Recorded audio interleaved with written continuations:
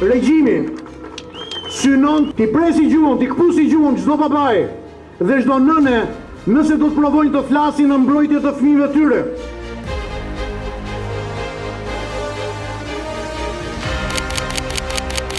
Jo pak studiues, sociolog argumentojnë që familja tradicionale, babai dhe nëna, burri dhe gruaja dhe fëmijët e tyre, janë bastioni kryesor i autonomisë morale dhe sociale kundër shtetit totalitar. Kjo është arsyeja pse sulmojnë familjen, sepse duan familjen të coptuar, të ndarë, pa nder, pa besim, pa liri. 35 vjet më parë, unë kam qenë në këtë shesh duke kërkuar liri, demokraci dhe Shqipërinë si gjithë Europa.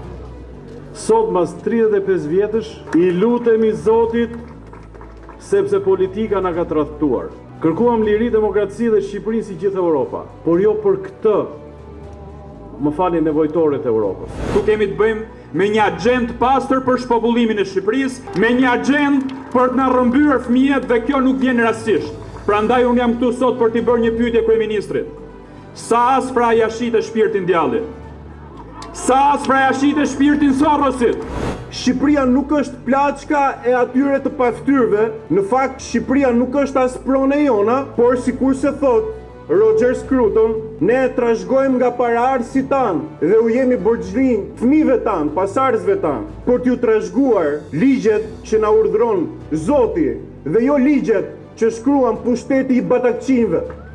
Ata deputet që e kanë miratuar, kanë ngritur dorën për këtë ligj, ose kanë nevojë vetë për këtë ligj, janë pjesë e atij komuniteti, ose në mendimin më të mirë, që unë mendoj se janë kështu, janë të urdhëruar, kanë urdhër politik. Një shoqëri e drejtë nuk ndërtohet duke prishur themelit e saj, por duke i forcuar ato.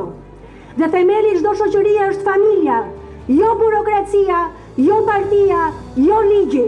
Duhet ta themi të gjithë, të bashkuar këtu, në mënyrë të fortë dhe të qartë. Fëmia është i prindërve, nuk është i shtetit. Ne jemi gjenerata që ngrihet, ne jemi gjenerata që mbron, ne jemi gjenerata pro familjes, ne jemi gjenerata pro jetës. Ky ligj është një imponim, është shkelje e vullnetit shumicës, është një tentativë për të shtypur mendimin që me breza e kemi trashëguar. Sot Shqipëria nuk është vetëm në krizë ekonomike, Shqipëria është në krizë identiteti. Kriza më e madhe nuk është largimi të rinjve, për fakti që shumë fëmijë nuk lejon të lindin kurrë. Një kom që shuhet në bark nuk ka emancipim, ka zhdukje. O moj Shqipni, e mjera Shqipni, kush të ka qit me krye në hi?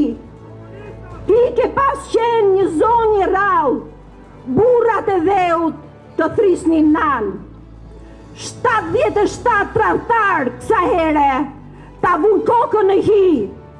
President, mos u bëj 79. Dëgjoje zërin e popullit, dëgjoje zërin e shqiptarve, mos e dekreto ligjin.